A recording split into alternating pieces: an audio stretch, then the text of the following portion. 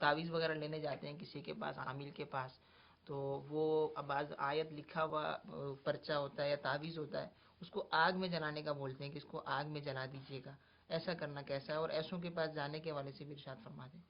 دیکھیں، قرآن پاک کی آیت مبارکہ لکھی ہو، اب بھلے اس کو کوئی عامل بھی بولتا ہو، کوئی ایسا بھی بولتا ہو کہ اس کو آگ لگا دیں، جلانا ہے، تو ہرگز ہرگز قرآن کی آیتوں کو جلانا جائز نہیں، ان کی بالکل بھی جلانے کی اجازت نہیں ہے۔ اسی طرح جو اور بھی مقدس کلمات ہیں ان کو بھی جلانے کی اجازت نہیں ہے۔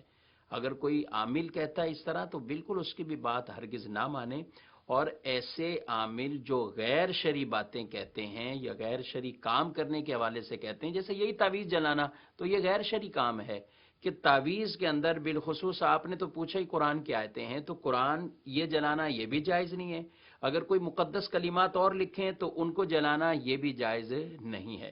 تو لہذا ایسے عاملوں کے پاس ہرگز نہ جایا جائے۔ تعویذ بالکل جائز ہیں، اگر کوئی اچھے تعویذ قرآن حدیث سے یا بزرگوں کے کلمات سے ایسے تعویذ لکھتے ہیں، لکھواتے ہیں، ان سے لینا دینا یہ سب جائز ہے، اس کی ممانعت نہیں ہم کر رہے، لیکن اگر کوئی عامل غیر شرعی والے کام کہتا ہے تو پھر اس کی بالکل بھی ہم اجازت اس کی نہیں ہے، کیونکہ شریعت مطہرہ نے ہی ان چیزوں سے منع کیا ہے، تو ایسے عاملوں کے پاس بالکل بھی نہ جائیں۔